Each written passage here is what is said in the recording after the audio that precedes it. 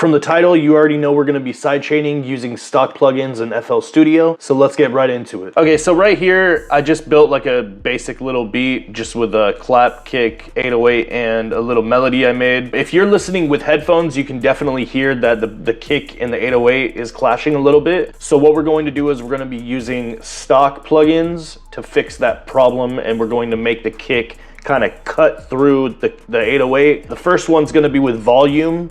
The second one is going to be with dynamics. So keep watching and you'll see exactly what I mean. Okay, so this is what it sounds like right now.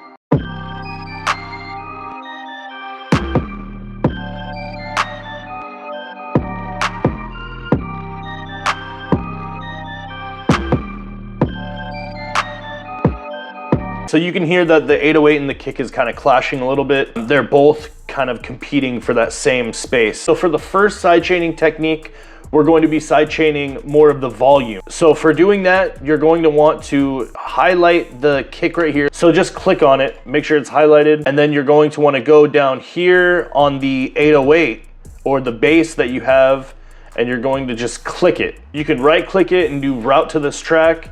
I wouldn't suggest doing route to this track only because you're not treating it as like a bus or anything like that. So once you have this, I suggest putting this all the way down. So you got that all the way down, and then on the 808 track, get the fruity limiter right here, slap that on. What I like to do is go to this arrow right here, go to detached. Now you have it visible anywhere. You're going to want to click comp for compressor, because you're going to be sidechain compressing this kick into the 808. So right here where it says sidechain, just slide up. If you have other tracks routed into the bass or the 808, you're going to want to keep track which one is 1, 2, 3, you know, etc. So once you have this selected, just go to your threshold, bring it down a little bit, and then you want to start playing the beat while you're adjusting it. Keep an eye on the threshold and the ratio. That's all we're gonna be messing with. We're not messing with the knee. We are messing a little bit with the release. So just keep an eye on that while I'm playing this,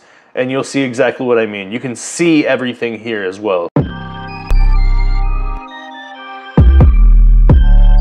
This is very drastic.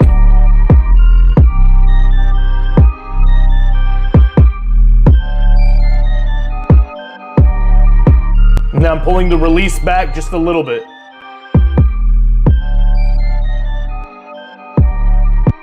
Now what I would do is I would bring the threshold up just a little bit right around here,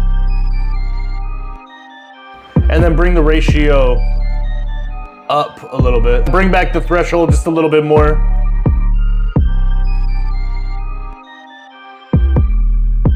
So then you have less of like a pumping kind of sound, and it in my opinion kind of emulates more of the dynamic sidechain, which is what we're about to get into right now. For the dynamic sidechaining, you're gonna wanna select the kick on the mixer, and for that track, you're gonna wanna make sure you have a fruity parametric EQ2 selected for that track. Go in there, solo the kick, find what frequency the kick hits the hardest.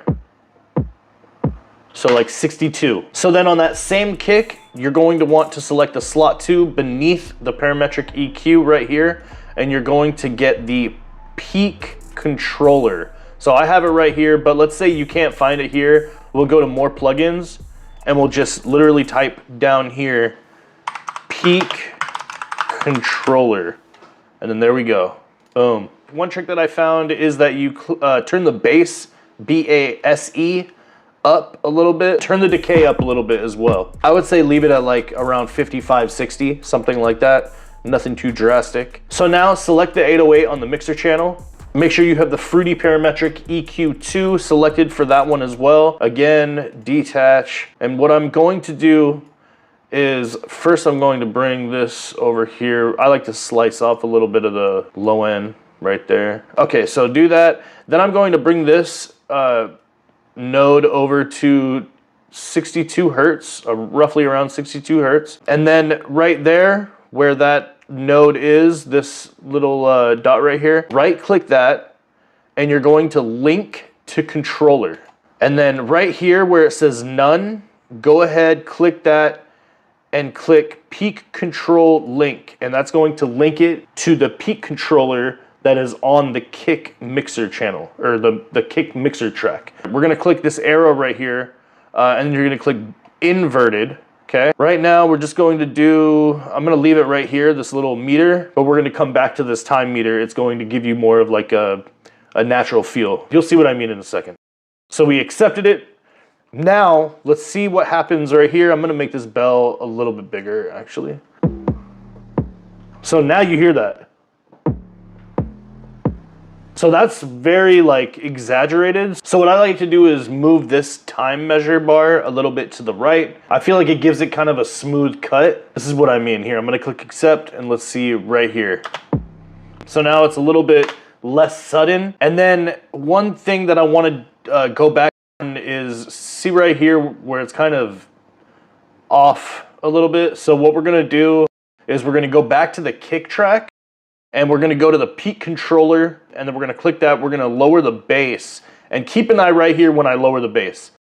See, I'm lowering it, see? Boom. So that is actually very important, and it really depends on how you want to do your sidechain, or how you wanna do the like the cut in the frequencies when you're doing the dynamic sidechaining. It really all depends. You wanna play around with it. But then for the final result, we have this. So it does really cut through it a little bit. I might even do it in the melody for this one, but this is what it all sounds like, at least this little sample for what I have for this video.